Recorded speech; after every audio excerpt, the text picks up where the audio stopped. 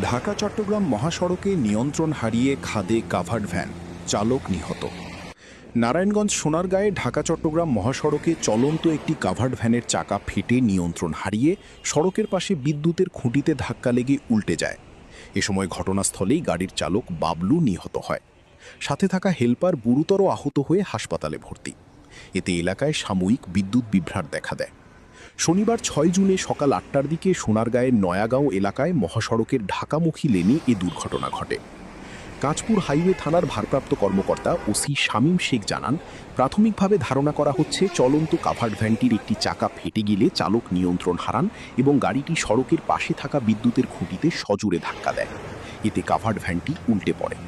এই দুর্ঘটনায় প্রায় ৫০ বছর বয়সী চালক বাবলু ঘটনাস্থলেই নিহত হন। দুর্ঘটনার পরপরই পুলিশ দ্রুত ঘটনাস্থলে পৌঁছে পরিস্থিতি নিয়ন্ত্রণে আনে। বর্তমানে মহাসড়কে যান চলাচল স্বাভাবিক রয়েছে।